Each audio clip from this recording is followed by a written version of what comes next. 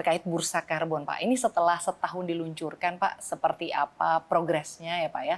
Lalu juga mungkin kalau dilihat tantangannya nih, Pak, tantangannya apa saja, Pak, terkait dengan perdagangan karbon di Indonesia ini? Ya, terima kasih. Jadi perdagangan karbon ini sebenarnya mandat dari Peraturan Presiden Nomor 98 Tahun 2021. Mandat ini merupakan implementasi dari Perjanjian Paris Agreement.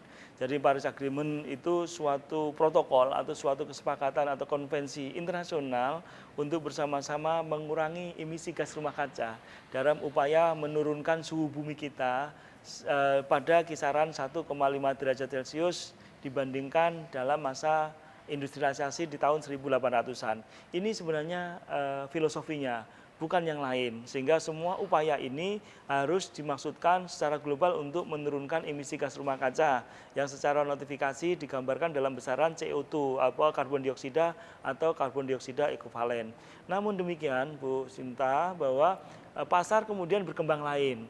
Beberapa oportuniter orang-orang yang ingin mengambil keuntungan kemudian menyusun pasar bebas, free market atau perdagangan karbon yang menurut versi mereka itu memang digunakan untuk mengambil karbonnya saja. Nah ini padahal tujuannya adalah untuk mengurangi emisi. Nah kemudian dengan konteks itu Perpres 98 2021 dikeluarkan untuk membatasi bahwa perdagangan karbon ini benar-benar untuk mengurangi emisi gas rumah kaca yang kemudian diperjanjikan Indonesia kepada internasional. Nah salah satunya dilakukan melalui perdagangan karbon. Perdagangan karbon yang dirilis bulan September 2023 oleh Bapak Presiden ini merupakan perdagangan karbon yang dilaksanakan di dalam negeri. Upayanya bahwa semua sektor di dalam negeri yang masih menyebabkan emisi sekiranya bisa membeli karbon yang diproduksi oleh teman-teman yang telah berhasil mengurangi emisi atau menyerap emisi melalui tanamannya. Kemudian di tanggal 20 Januari 2025 kemarin, Menteri Lingkungan Hidup telah merilis Voluntary Carbon Market Internasional. Jadi karbon itu boleh diperjualkan secara internasional. Harapan kami terjadi dinamisasi di dalam perdagangan karbon ini.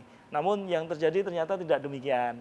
Jadi karbon domestik yang telah dirilis Bapak Presiden sejak September 2023 tidak bergerak, jadi stagnan.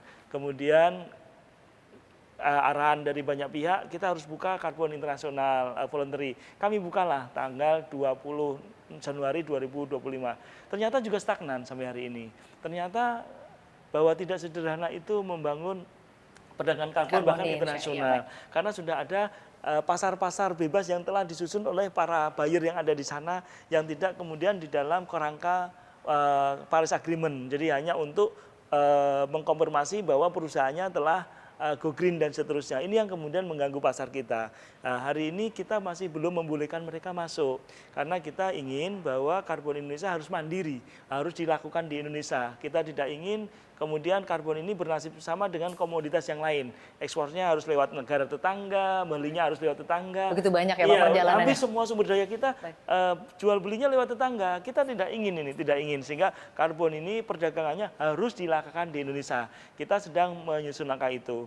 Terkait dengan posisi yang belum bergeraknya karbon ini, kami telah melakukan 3 langkah-langkah masif multi pendekatan. Yang pertama, kami akan memperbanyak suplai dari sertifikat emisi gas rumah kaca yang ada di pasar karbon, bursa karbon maupun di pasar karbon kita.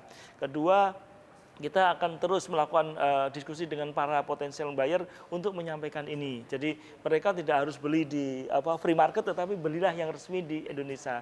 Ketiga, tentu menyusun ini tim pemasaran yang cukup kuat dengan Kementerian Keuangan menjadi hal yang harus kita susun. Jadi 3 langkah ini sedang kita kejar, Bu Sinta. Mudah-mudahan akan menggairahkan perdagangan karbon di Indonesia karena potensi karbon kita cukup sangat besar. Ya. Baik, artinya perdagangan karbon Indonesia ini sangat-sangat potensial ya Pak. Ya, tapi ingin dianasir mau diambil internasional sehingga perdagangannya tidak di kita. Ini yang harus kemudian kita jaga.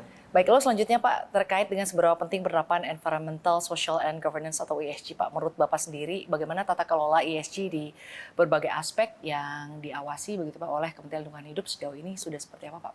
Jadi environment, kemudian sosial dan governance ini merupakan mata rantai yang tidak bisa putus sebenarnya. Kadang-kadang kepemimpinan juga menjadi hal yang penting pada saat memutuskan arah industri, arah identitas ini akan kemana.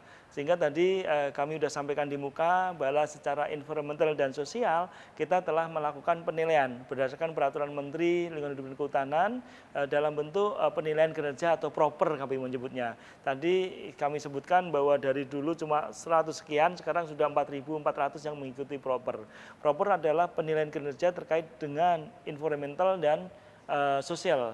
Tapi kemudian bagaimana governance, bagaimana kepemimpinan kemudian menata laksana ini. Nah ini sepertinya SCG juga menjadi satu kesatuan.